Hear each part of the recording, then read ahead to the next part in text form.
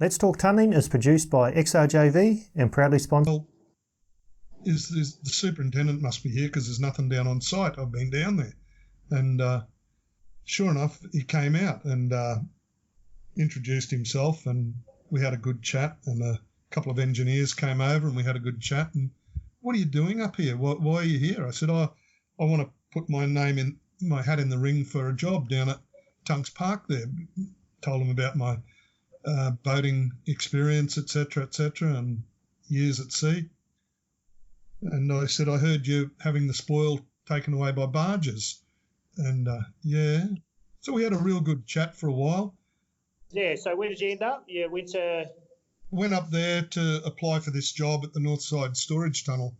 And the superintendent, he was very good. He was very straightforward and honest with me. He said, look, Fred, he said, I know you've a lot of gumption coming up here on your own bat, but he says, I've already got a bloke in mind that's worked with me on numerous other projects and I'm keen to bring him on board. I said, oh, that's fine, mate. No worries. I just appreciate the honesty. And so, yeah, no, if there's nothing for me, then no dramas. Anyway, only a couple of days later, I get a phone call from him down in Melbourne. I'm back in Melbourne, and he says, oh, I've reconsidered. He says, I've had a look at the scope of works here, and we think you're the guy for it. I said, oh, sweet, no worries. So, yeah, I got the job there and went up there and took on the surface works.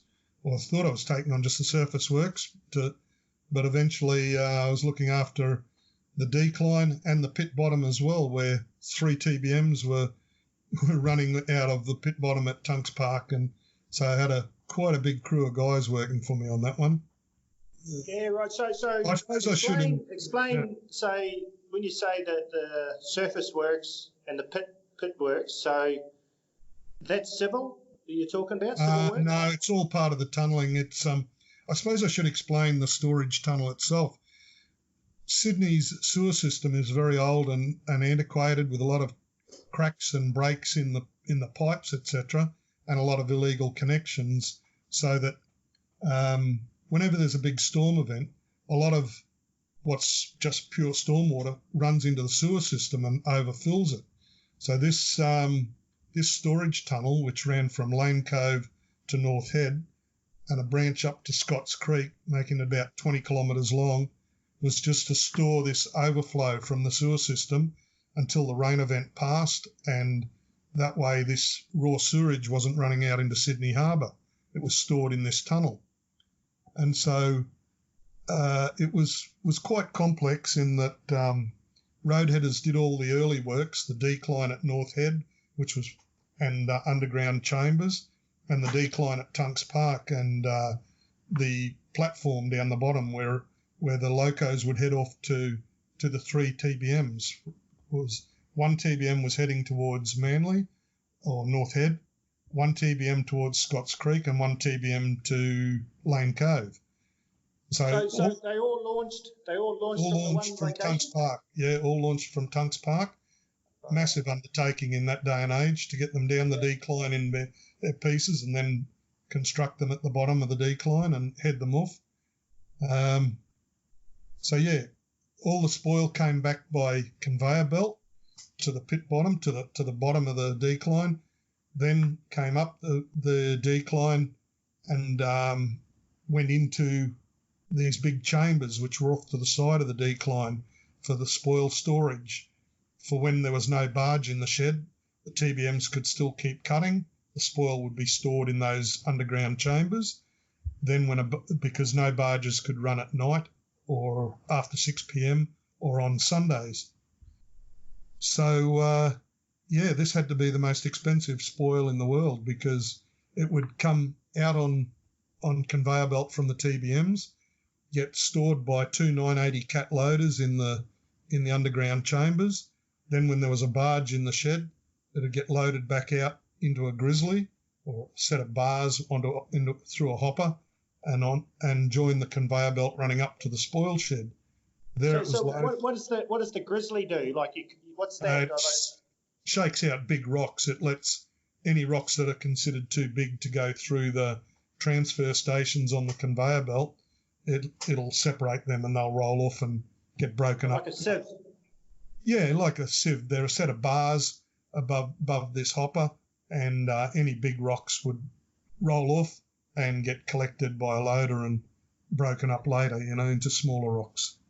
So when you say some loaders would come down, they'd pick up this TBM dirt from these chambers, and then they'd load it into a grizzly or a hopper. So the grizzly is the bit of the bars on top, which can separate the big stuff. So the big stuff will sit on these bars, and all the smaller stuff will fall through them. So they're like a grates into a hopper. Now a hopper is a big funnel, isn't it? Or big steel bin with a shaker plate at the bottom, and that used to shake it off, and it would join into the conveyor belt that was running up the decline. Because once the barge was in the shed, the TBMs could just send straight up the decline out into the spoil shed, where it was loaded directly into 2,000-ton barges.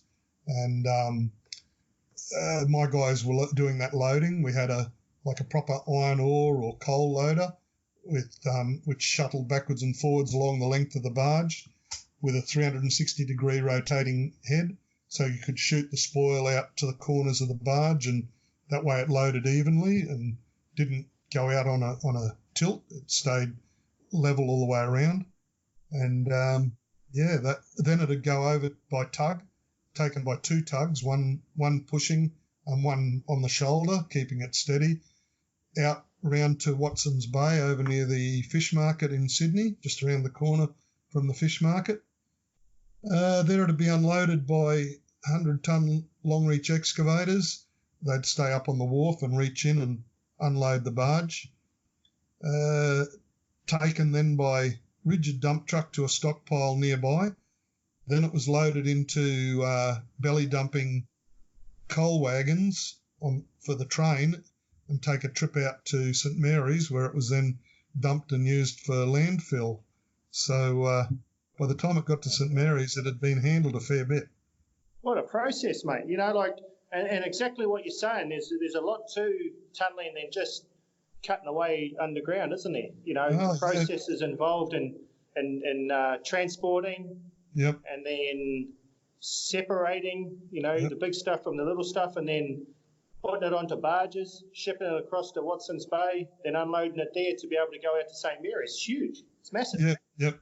The cost involved in handling that spoil must have been astronomical. I never ever heard a figure, but you just need to analyse the amount of plant and labour that was involved in it. It was just staggering, just the two ocean-going tugs for each barge, and each barge took 2,000 tonne of spoil, and that was a story in itself. They towed them over from Singapore. They bought them empty over at Singapore, and towed them two at a time, and one lot got caught up in the tail end of a cyclone, and it picked up the back barge, surfed it forward and dumped it onto the front barge and did a shitload of damage because it was middle of the night, the tugs got them out on a fair bit of line, fair bit of rope, and but the back barge surfed in on a wave and crashed on top of the front barge, and so they limped into Sydney Harbour the worse for wear. Had to spend a couple of weeks getting refurbed before they could come onto the spoil run. You know what blows me away too, Fred, is the jobs now, as you would probably agree, they're pretty full on, they're pretty complex, and there's a lot involved. But we're talking 15 years ago, aren't we? Or how long? Before the 2000 Olympics, anyway. So yes, it was the criteria was it was before the 2000 Olympics. The criteria was it had to be able to accept overflow for the Olympics. They wanted it finished, but there was no way it was going to be finished. There was a lot of delays. So we met the criteria. It wasn't finished, but it was open for business for the Sydney Olympics. And then once the Olympics were over, we went back in and carried on with various works. But by then, it was open for stormwater overflow, so it became classified as a live sewer. So this day and age, I think there'd be a lot of young tunnellers would gag at the thought of going into a live sewer and working in there. but we just took it I in heard some stride. fellas say that tunneling's, a shitty job, but yeah, that's taking it to the limit, isn't it? It was taking it to the next level. We we were putting in a pipeline along the inside of the tunnel, supposedly to bring back treated water from North Head back up along to Lane Cove and go up the shafts to supply businesses with water, cheap water. But I don't know if that ever took off, but it kept us in a job for quite a while, installing this cast iron pipe along the wall. I'm just trying to think because, like I said, I had Brian and, early days of Let's Talk Tunneling, and he talked about the M5. I think it was the M5 project, making sure that was up and running for the Olympics too. So there was quite a few projects around the same time trying to get up and running in Sydney for the Olympics, obviously to cater for what was going to happen with that too. So the sewer tunnel and a road tunnel going on at the same time, or was it? Yeah, well, I don't know much about the M5. I went on to the new M5 just recently, but that original M5, it could have been up at the same time because I know we were full bore, to meet that demand that it could be used for the Olympics, and it was able to be used. So it was a good job. So righto. So you went from that sewer job. Let's move on to what happened after that for you. Well, on that sewer job, while I was still on that tunnel there, the other important part was all the gear for the tunnel had to come by barge, a different type of barge, a roll-on, roll-off barge. We had a ramp that would drop onto the bow of the barge, and all the gear would be on semi-trailers, but we had a rubber track vehicle, like a agricultural tractor, really, a big, I don't know what it's called now, but it used to hook onto these trailers and take them down to the pit bottom with all the gear for the TBMs. So it was a big learning curve for a lot of the young engineers that they had to plan ahead. They had to order their stuff. They couldn't just ring up, "Oh, Fred, can you get me another bundle of mesh?" No, too late. The barge has left. You meant to book it in yesterday and so that it could be loaded on the barge and come over today. "Oh, but we need it." They learnt the hard way that you had to book in, you had to plan ahead, and because many of the time I heard them copping a bollocking from the superintendent about not planning ahead, because all the gear had to come by barge. There was no semi-trailer movements down the road into that site. It was a very windy road through some very expensive, exclusive residences. So, and that led to some really interesting events, getting the gear off that barge because you're fighting the tide. If it was a little bit delayed leaving White Bay to come across, it was huge problems. You know, because as the tide came in, the barge lifted and it got too steep an angle for the semi-trailers to come off over the ramp. Their legs would catch and snap the legs off the trailers. So came up with a few ingenious ways of keeping the barge flat for that. Fred be on the radio, "Get me up a dump truck full of spoil and get me up a Cat 980 full of spoil in the bucket," and he'd park one on each front corner of the barge to hold the barge down until we could get those last couple of trailers off and get the empty ones back on, and then we'd get the loader and the dump truck off, and Tug would take it away. "See you, Fred."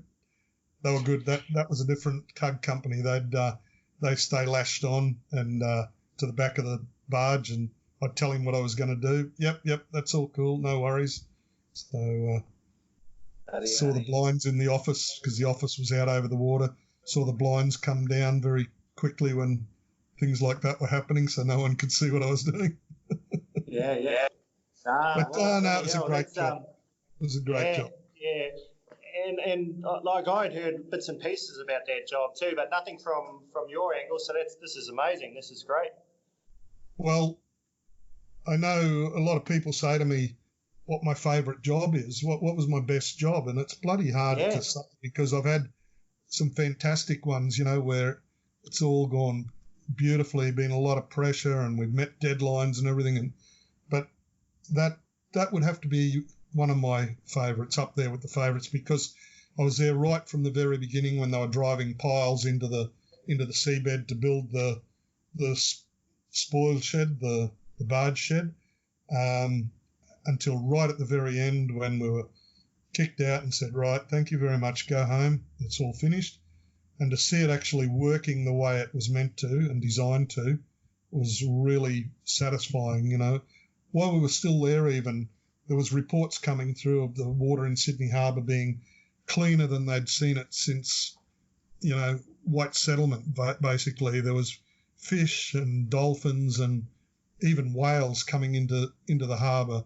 The water had cleaned up that much. So to see that level of success was really satisfying. It was very good. Well, that's one of my questions, Fred, you know, and you know, if you look back at a job, especially the amount of jobs that you have done, you know, and you've just answered it there, because that was one of my questions I like to ask people, especially if they've been in the game like you for a while, because even the jobs that I've done, one stands out for me, you know, it's true, exactly what you said, everything just seemed to work, you know, it might have been a complex job or a pretty hard job, but it felt easy because of everything working, everything sort of gelling, I suppose. Yeah. So, yeah. No, So as I say, that I've had a lot of very good jobs, excellent jobs, but that's probably just the pinnacle one, because I was there from beginning to very end and saw it actually work the way it was designed to, whereas some of the other jobs I've been on have been spectacular and really good, great people, but yeah. Good one. So where to after that one, Fred? Where'd you go? After Chunks Park, I went to the Epping to Chatswood rail tunnel. Originally it was called the Parramatta Rail Link, but not long after we started there, the P part got taken away, and no Parramatta, just Epping to Chatswood. So yeah, that wasn't a bad one either. It was roadheaders did the declines, and then the stations, big station caverns underground, and then the TBMs get the main drives through the station caverns and link them up. Yeah. Well, that was around the time that I started, and my tunnelling in the tunnelling game was around that early 2000s. You know, I started at Cross City Tunnel 2003. So PRL, Epping to Chatswood, it kicked off around about the same time. And like I said, I didn't even know what a roadheader was when I started at Cross City Tunnel, let alone what a TBM was. And I remember a conversation with one of the, I think he was a general super on that Epping to Chatswood, and good mates of the old man, so, you know, family friend and all that too. And he actually said to me, you know, you're interested in coming and coming over to have a look at this TBM, and, you know, we'll see how we go. And to be honest, I didn't even know what a TBM was, you know, what he was talking about. But so that was early 2000s, Fred. So, yeah, tell us a bit about that tunnel and your perspective of it all.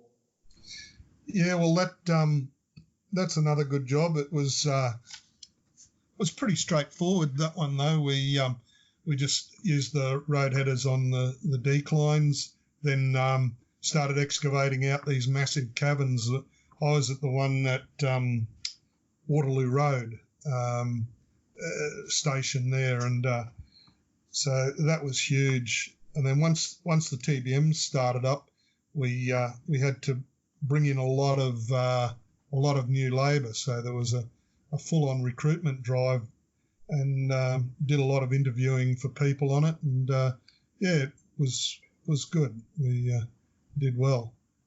But I know from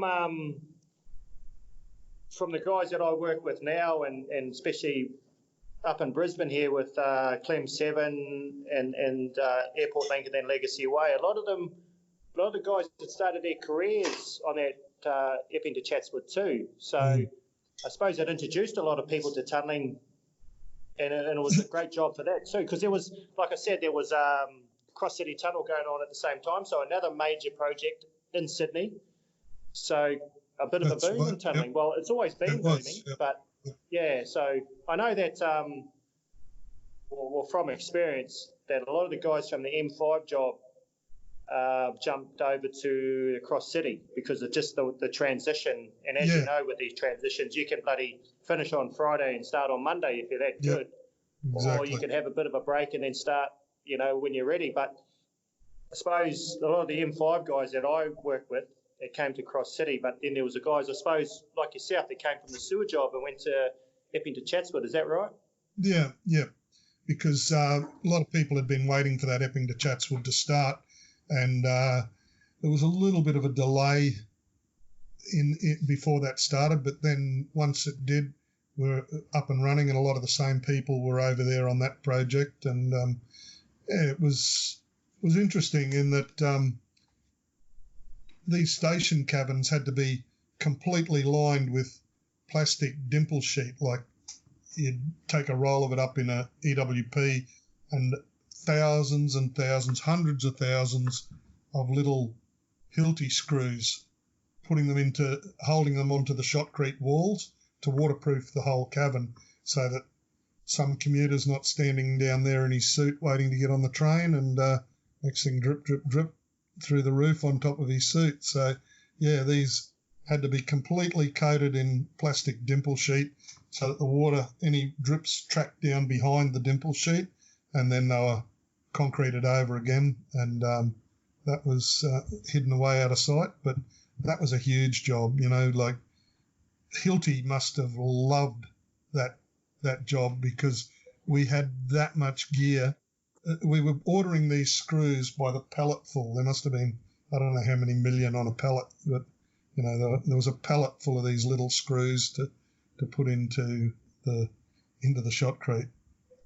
We were ordering that much that we could get whatever drills we needed for free. The drills were nothing; they didn't cost anything, but they made up their money on the screws, obviously. Oh, definitely, yeah. Yeah. So that job, like for you, went for a long period of time. I know because I went from Cross City, and then we went over to Lane Cove, and that job was still going even when Lane Cove finished. So it had actually been in the process of almost two roadheader jobs, isn't it? Yes, it Lane, was. Cross That City was and a Lane big. Cove, and then It was a big job. It kept going for quite a while, and so ended up going after the stations. I went over onto the TBM parts, but mainly just looking after shotcrete crews. There was a couple of contract crews and a couple of our own crews, and we were setting them up in different areas, shotcreting different areas of the tunnel that needed to blend in with the driven tunnel, and parts of the station cabins and things like that. So, yeah, that went on for quite a while. So Fred, like a lot of us, after, like I said, I finished at Lane Cove, and we wandered up here to Brisbane. I'm in Brisbane at the moment. I've been up here on the Clem. So that was 2006. I moved up here. So after Epping to Chatswood, where did you end up? I ended up down in Melbourne on originally they wanted me to go to the Northern Sewerage Project, NSP, but that got delayed for about 12 months. So I ended up going to the Eastlink Road Tunnel. Eastlink's a major freeway down in Melbourne, tollway, and part of that consists of a tunnel through some sensitive environmental area through Mullum wetlands there, and so I was on that Eastlink Road Tunnel, and that was another good tunnel. That was a pretty easy one for me actually, because I had miles of room for laydown areas, especially on the Springvale Road end of it. Bring in more semi-trailer loads of mesh, bring in whatever you want. There's plenty of room, and whereas normally I'm blueing and fighting with them, no, there's no room here, take it away. And so on that Eastlink job, there was heaps of room. It was an easy one, that one. Well, I know the guys that left Lane Cove to go to that job there, they talked about it. They loved it, to be honest. It was a bloody good paying job too. So that was the other good thing about that. But I remember that time. I think we came down to Melbourne to one of your family days. You had a family day down there, and we were at Lane Cove still, and we brought a tug of war team down there and cleaned everyone up down in Melbourne. I'm sure you would have. Everyone was too lazy down there. They just the family day would have been just drinking and eating. Yeah. But yeah. So how long were you in Melbourne for, and then? I was at Eastlink there for, I think it was about 12 months from memory. Might have been a little bit more, but then the so by this time, Northern Sewerage Project in Coburg, a northern suburb of Melbourne, was ready to get started, so I got transferred across to there, and that was a pretty interesting job. I worked on a lot of the different sites. They've got a lot of satellite sites there, doing site establishment and then looking after the shaft excavation. But the main time I was at the main shaft at Brearley Reserve, which was about 70-metre deep shaft, and ended up with three drives, 2 at the bottom and 1 10 metres up from the bottom for TBMs. So that was a pretty tricky job. They dug the shaft. When it got to about 60 metres, then they put in a launch chamber for a TBM, even though the TBM wasn't coming yet. They excavated that with excavator, 20-ton excavator. Then came back and continued on down with the shaft to the 70-metre level, and then put in 2 launch chambers opposite to each other, one heading south and one heading about northwest.